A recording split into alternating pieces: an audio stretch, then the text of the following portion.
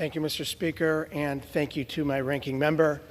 I rise today to discuss the border crisis, an issue my Republican colleagues are quick to pontificate on, but refuse to address.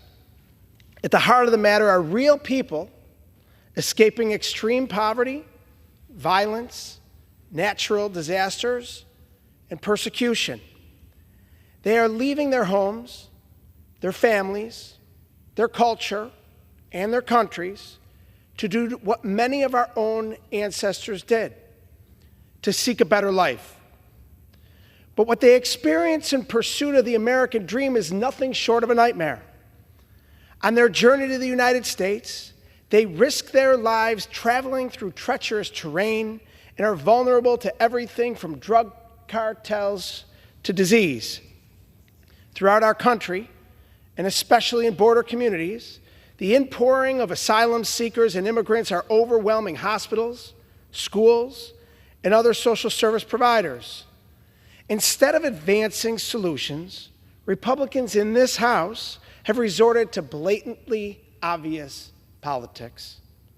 Unfortunately, because this body has failed to deliver resources to our borders, tens of thousands of personnel have had to do more with less as the crisis worsens.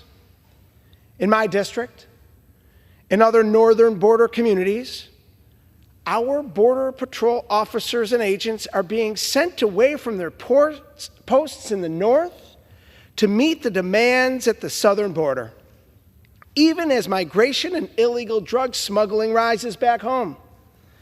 The need to act could not be more dire. Earlier this year, a bipartisan coalition of United States senators came together for the first time in decades to provide meaningful immigration reform.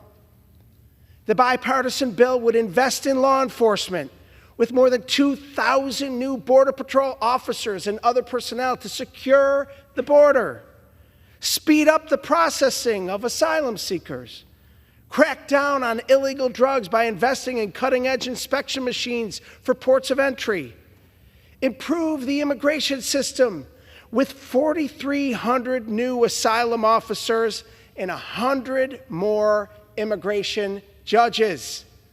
We have the solution. And what did extreme MAGA Republicans in this body do? Declared it dead on arrival before even reading the bill. Instead of solving real problems, my colleagues on the other side of the aisle chose politics over people. We were sent here to do the opposite. We could be using this time to advance a bill that would improve the lives of Americans, asylum seekers, and immigrants, while strengthening security at the border and boosting our economy. Instead, we're wasting our time on this political stunt. The gentleman, additional 30 seconds. The gentleman is recognized for 30 seconds. We're wasting our time on this political stunt, one that's both entirely transparent and frankly desperate. This is simply an attack on Vice President Kamala Harris for one reason, because her career is advancing and extreme MAGA Republicans are shuddering.